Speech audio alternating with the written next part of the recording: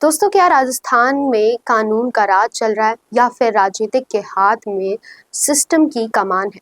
कमलेश प्रजापत का नाम तो आपने सुना ही होगा, और अगर नहीं सुना तो आज जान लीजिए, क्योंकि ये कहानी सिर्फ एक एनकाउंटर की नहीं बल्कि पॉलिटिक्स, पावर और प्रोटेक्शन की पूरी साजिश लग। राजस्थान के बाड़मेर जिले में कमलेश प्रजापत का एक फर्जी एनकाउंटर होता है और अब कोर्ट ने इस केस में बड़ा झटका दे दिया है सीबीआई को।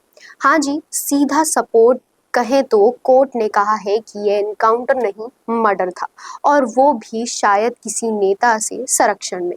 एसीजेएम कोर्ट ने सीबीआई की क्लस्टर रिपोर्ट को खारिज कर दिया है और 24 पुलिस को हत्या, सबूत मिटाने और आपराधिक पंडर जैसे धाराएं लगा दी गई। अब सवाल उठता है कि जब देश की सबसे बड़ी जांच एजेंसी सीबीआई ने रिपोर्ट दी है तो क्या वह अधूरी थी, और क्या सच में कांग्रेस सरकार के एक मंत्री और उनके भाई की भूमिका की जांच नहीं गई थी?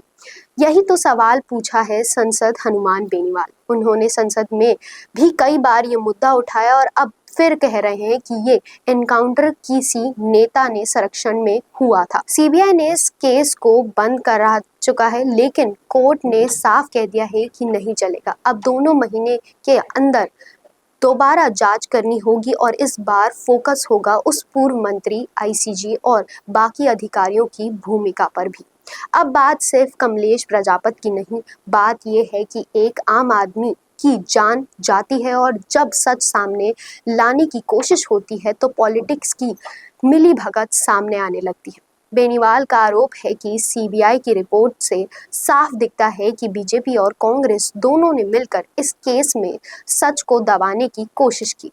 मतलब पर्दे के पीछे की सच्चाई कहीं कुछ और ही। अब कमलेश प्रजापत की पत्नी को उम्मीद है कि इस केस में न्याय मिलेगा। कोर्ट ने उनको मुकदमे की पैरवी करने की इजाजत भी दे दी है और गिरफ्तारी के लिए वारंट तक जारी कर दिया है। तो दोस्तों, क्या वाकई में ये एक एनकाउंटर पॉलिटिकल प्रोटेक्शन के किया गया है? क्या अब सच सामने आएगा, और क्या सीबीआई की अगली रिपोर्ट में दूध का दूध और पानी का पानी होगा? आपको क्या लगता है? क्या ये सिर्फ एक पुलिस केस है या इसके पीछे कोई बड़ा खेल छुपा है? अपनी राय बताएं हमें कमेंट बॉक्स में और देखते रहिए संवाद भारत का, भारत के लिए।